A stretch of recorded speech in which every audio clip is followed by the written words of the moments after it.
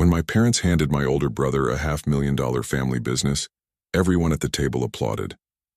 Then my mother looked at me, smiled, and said, "You'll be okay. You're the dependable one." They thought those words were a compliment. They had no idea they had just made the biggest mistake of their lives. I didn't argue. I didn't ask for a share. I simply walked away and built something they never bothered to imagine. 20 months later, the same people who laughed at my silence were sitting across from me, asking if I could save everything they had lost. What happened between those two dinners changed every relationship in my family forever. The restaurant was one of those overly polished steakhouses where the air smells of charred oak, expensive Cabernet, and quiet money. I can still hear the sharp, rhythmic clinking of heavy silver against fine china, a sound that felt entirely too loud in the suffocating stillness of our corner booth. My father cleared his throat, adjusting the gold cufflinks he only wore when he wanted to feel important. He reached into his coat pocket and slid a heavy, dark blue leather folder across the table toward my older brother, Julian.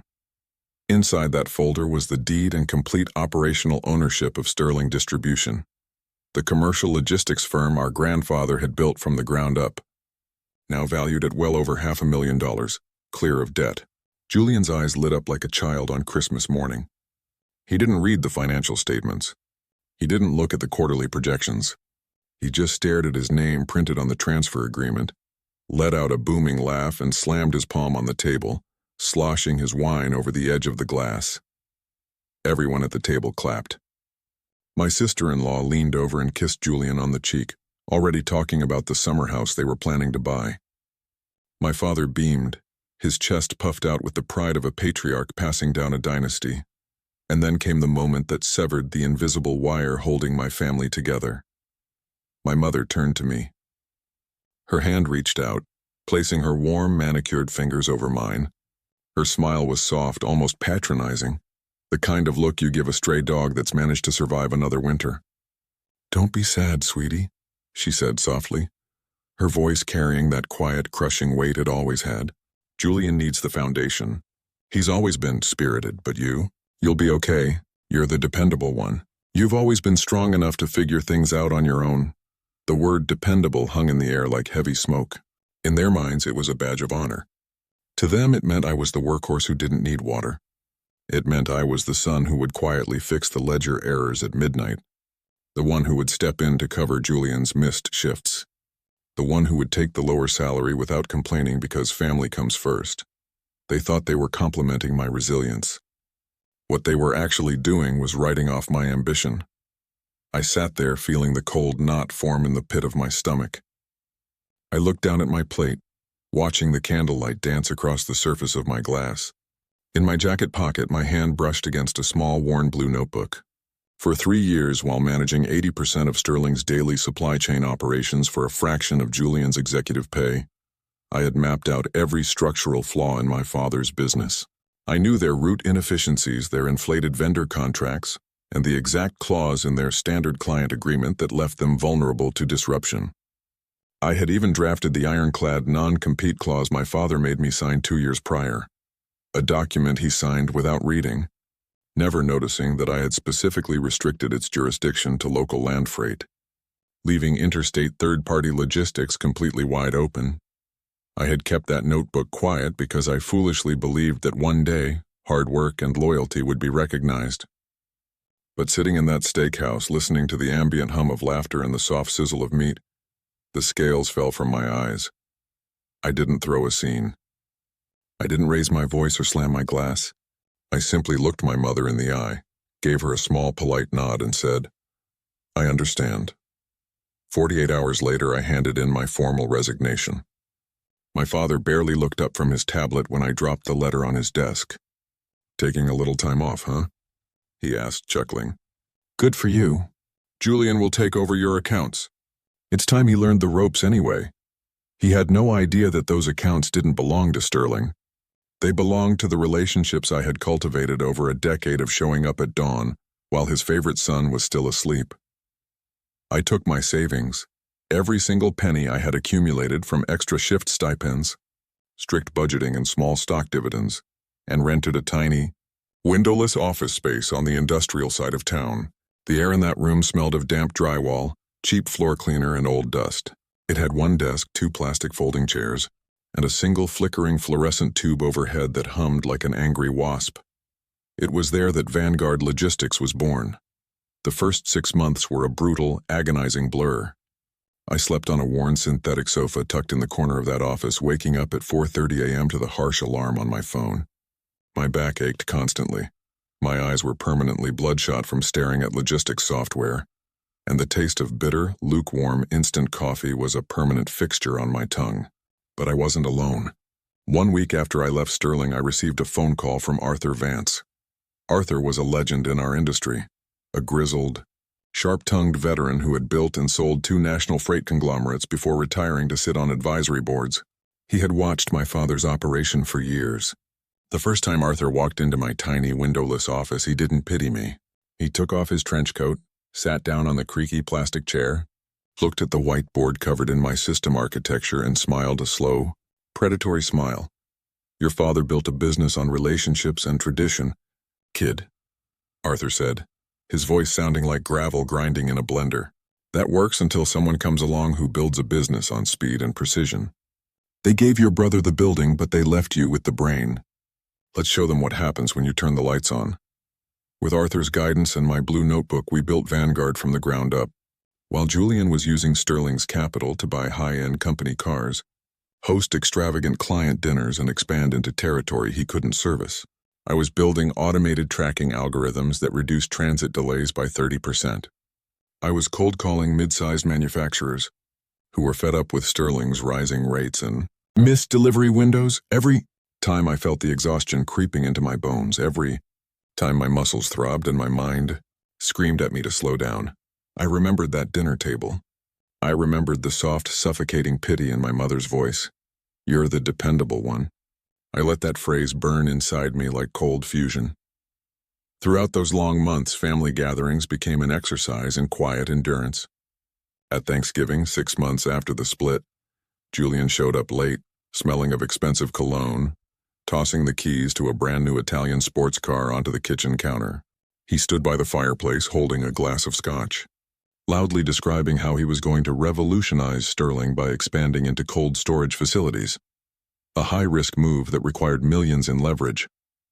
My mother beamed at him, pouring more gravy onto his plate. Then she turned to me, sitting quietly at the end of the table in my off-the-rack suit. "And how is your little project going, dear?" she asked, her voice dripping with condescending sympathy. "Are you making enough to pay your rent? You know, if things get too tough, I'm sure Julian could find a spot for you in the warehouse. Data entry, maybe?" Julian smirked into his glass. "Yeah, little brother. I could always use someone reliable to check the loading docks at night." I looked at Julian. I looked at my father, who was nodding in agreement. They saw a quiet son who was struggling to survive. They didn't see the reality. They didn't know that 3 days prior, Vanguard had officially closed a master services agreement with Midwest Agriculture, taking away Sterling's largest single revenue account. They didn't know that Vanguard's monthly revenue had just crossed 6 figures, or that I had just hired my 12th full-time operational manager.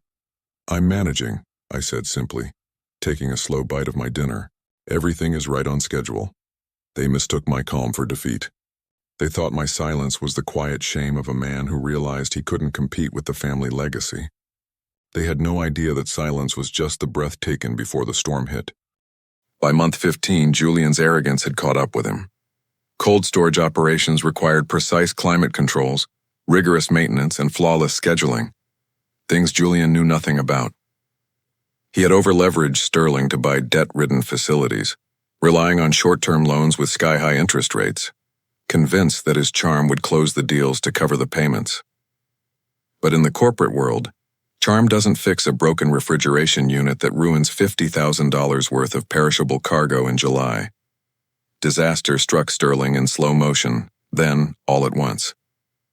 Clients began pulling their contracts due to delayed shipments and ruined goods. Key drivers resigned after their bonus checks bounced. But Julian kept up the facade, borrowing money from my parents' personal savings to mask the hemorrhaging balance sheet. My parents, blinded by their belief in their spirited eldest son, emptied their investment accounts to keep the illusion alive. Meanwhile, Vanguard was accelerating. We moved out of the industrial basement into the top 2 floors of a modern glass skyscraper in the downtown financial district. My office had floor-to-ceiling windows that overlooked the entire city, bathed in natural light filled with the low, energetic hum of 80 employees executing logistics solutions across 3 states. The boiling point arrived at month 19. It started on a Tuesday morning.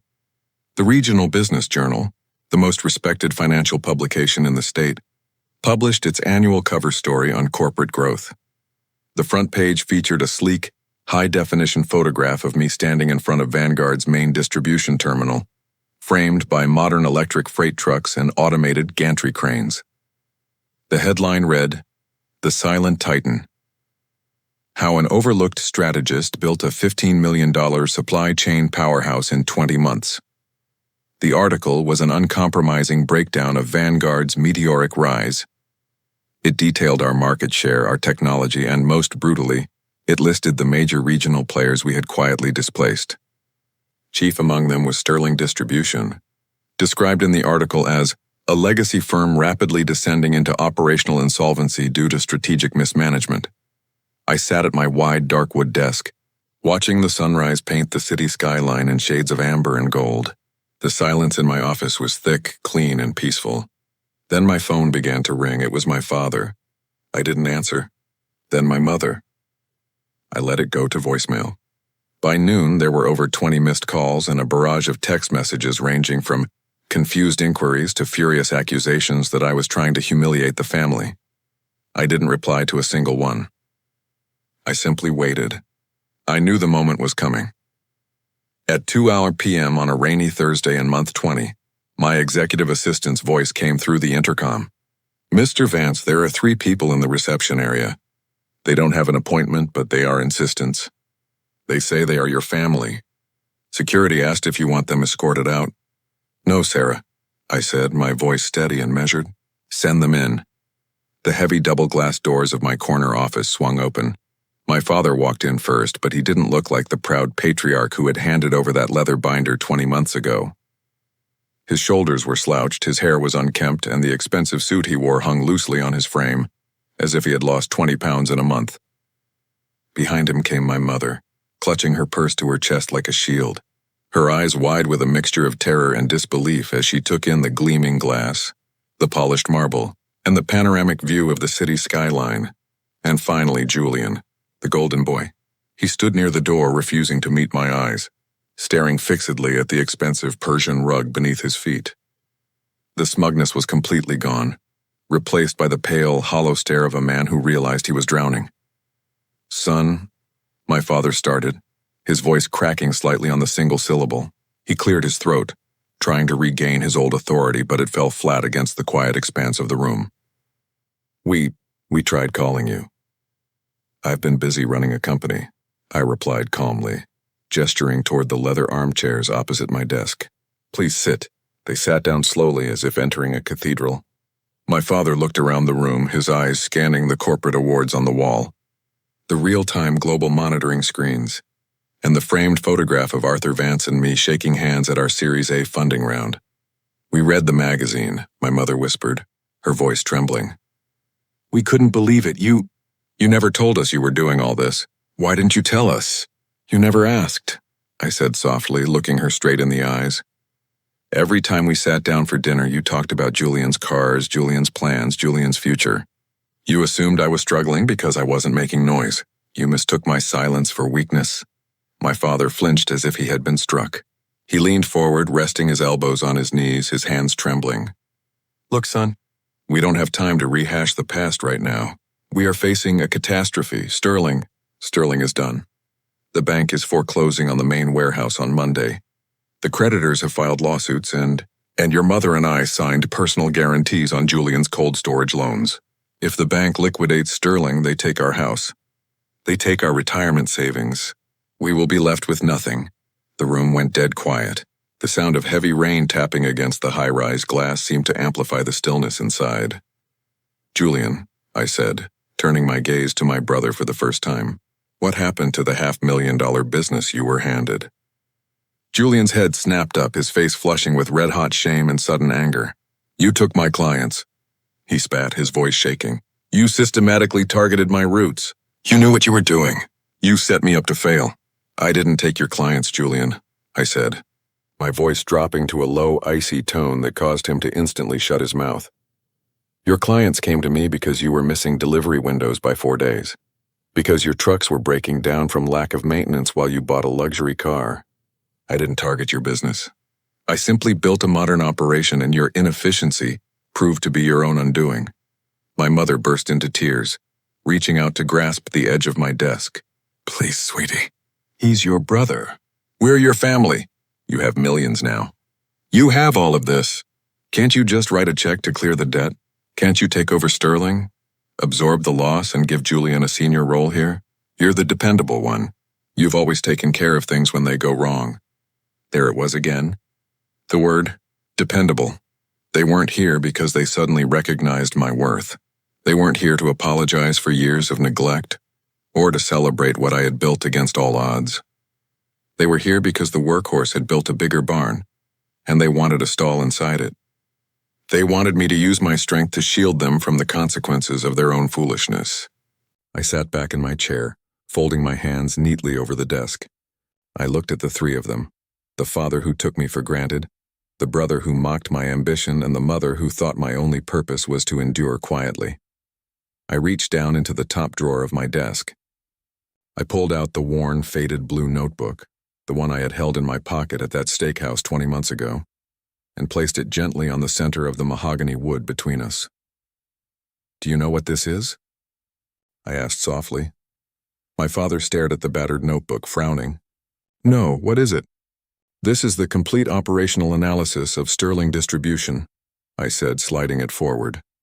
I wrote this over 3 years while working 16-hour days for you.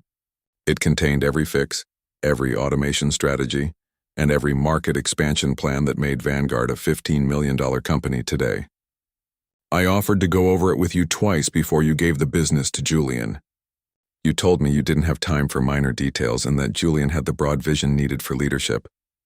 My father's mouth opened slightly, but no sound came out. He stared at the blue book as if it were a ghost. I am not going to write a check to cover Julian's debts, I continued, my voice steady, devoid of anger or malice.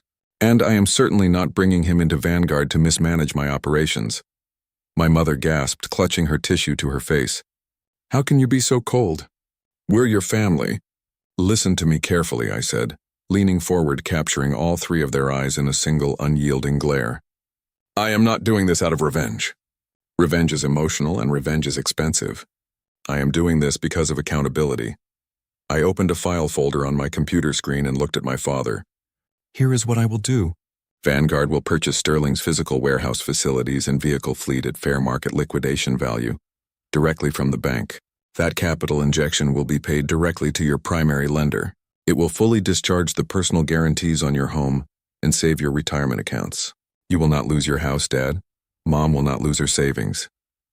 My father let out a long, ragged breath, his shoulders dropping in sudden relief. But before he could speak, I raised a single hand. However, I said, turning my eyes directly to Julian, the purchase agreement excludes all management contracts, all executive severance packages, and all equity retention. Sterling Distribution will cease to exist. Julian will receive nothing. He will be left with his personal debts, his car payment, and his own choices. If he wants a job in logistics, he can apply for an entry-level warehouse position at any firm in the city, including mine. But he will start at the bottom, clocking in at 5 a.m., unloading pallets like everyone else. Julian stared at me, his mouth agape, his face turning from white to red and back again. You want me to work on the docks? He whispered, horrified. I don't care where you work, Julian, I replied evenly. What I am telling you is that the bank won't take Mom and Dad's home, but I'm no longer carrying the weight of your ego on my back. The silence in the room was absolute. My father looked at the desk, then at his eldest son, and finally at me. For the first time in his life, he saw me not as the quiet, reliable background noise of his household, but as a leader who operated with absolute precision and unshakable self-respect. We accept, my father said softly, his voice barely above a whisper. Julian opened his mouth to protest, but my father held up a hand, shutting him down without a single word. The illusion of the golden boy had finally shattered. replaced by the reality of the son who had actually built something that held weight. My mother looked at me, tears streaming down her face. But for the first time, there was no pity in her eyes. There was awe, a touch of fear, and a sudden, profound realization of what they had lost long before they ever walked into my office. "Thank you, son," she whispered, her voice choking. "You don't have to thank me," I said, opening my laptop to send the draft agreement to my legal team. "I didn't do it to save the business. I did it because I am dependable. But from now on, I decide what I carry." They stood up slowly and walked out of the office, their footsteps echoing softly against the marble floor. I watched them step into the glass elevator and disappear down toward the busy city streets below. I stood by the window, watching the rain clear over the skyline as a warm ray of afternoon sunlight broke through the gray clouds, illuminating the high-rise buildings across the bay. Many people spend their lives waiting for others to recognize their worth, holding their breath in the shadows of louder, more demanding personalities. They swallow insults, accept crumbs of appreciation, and allow themselves to be branded as the dependable ones, the ones who suffer in silence while others reap the rewards of their labor. What I learned between those two dinners is that being dependable is only a virtue if you depend on yourself first. Strength isn't about how much mistreatment you can quietly endure. It is about having the courage to walk away from tables where respect is not being served, and having the discipline to build your own. When you stop letting people take your quiet nature for weakness, you force the world to measure you by your results, not your volume. And in the end, the very people who underestimated your silence will be forced to stand in the quiet room you built, realizing too late that the reliable one was the strongest person in the room all along.